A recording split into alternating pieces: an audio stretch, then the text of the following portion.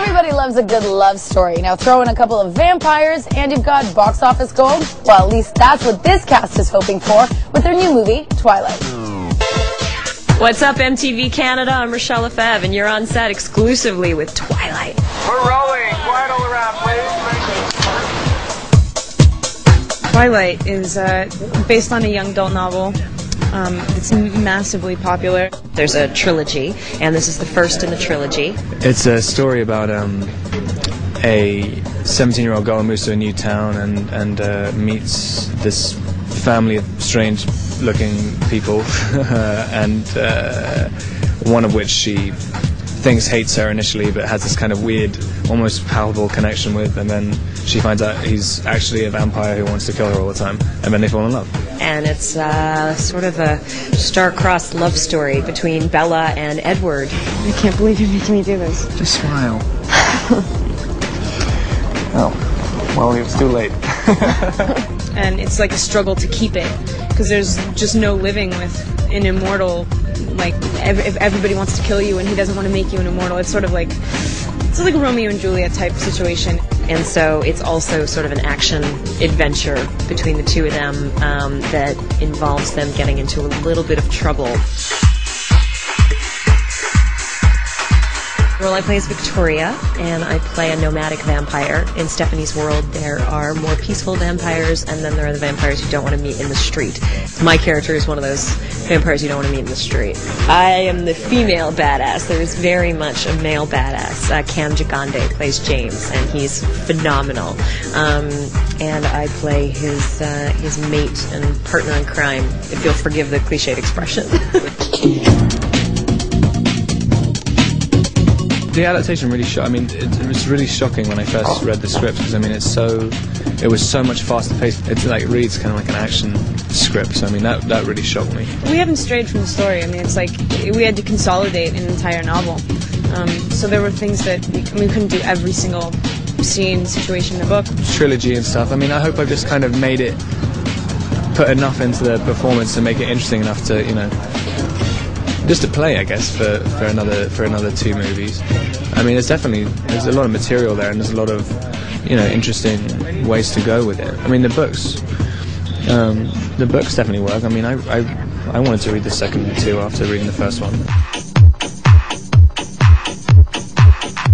So in the beginning, we were all sort of learning the sort of vampire world and putting it on, and we all learned how to wear our contact lenses together, you know, and you know, bitching about it hurts and all that stuff, and then learning how to do the movement, and we had some stunt work, and so we all just kind of got thrown into a vampire camp together and just bonded. Actually, I got to do wire work, which was incredible. You literally like it's, you know, like flying through the air at 30 feet up. It's madness.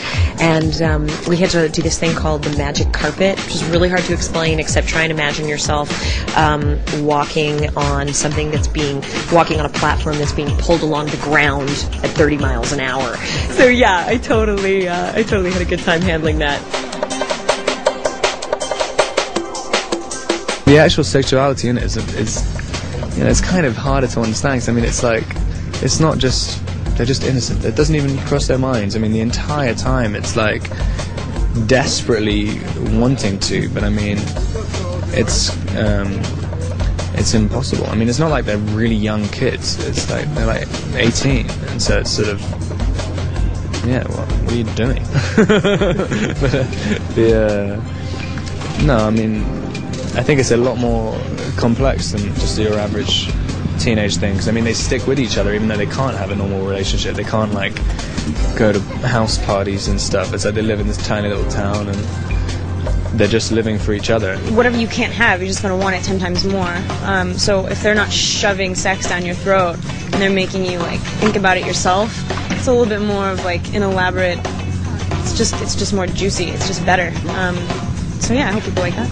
I actually think that younger audiences are going to love it. I mean, if you think about what Baz Luhrmann did with Romeo and Juliet, I mean, they had a single love scene basically in that, and all you really see them do is kiss. And when I saw that, you know, movie, and people who were even younger than me were responding to that with this like incredible, like, oh my god, and they were swooning in their seats. The thing with vampires, I mean, I guess what they've morphed into is just being, they're like a god, but not really at all. I mean, it's like a curse and a blessing at the same time. So it's like kind of all powerful, but they're totally helpless. I guess that's what the attraction is, I think. It's a big deal for people. I mean, for me, I think the most interesting about it is just like the questions that it brings up about life. I mean, like, that's all you're questioning in the world anyway, but it raises different concerns. It's like, live life to the fullest. It's pretty mind-boggling. Like, we knew it had a built-in audience. We just didn't know how much excitement there would be about the movie so early on. I got recognized in a cafe the other day. I had the girl behind the counter and was like, "Can I?" And this wasn't in Portland. It was in Los Angeles. She was like, "Can I ask you a question? Are you playing Victoria on Twilight?" And I'm like, "You've got to be kidding me! Like, I haven't even finished filming yet." So yeah, it's mind-boggling.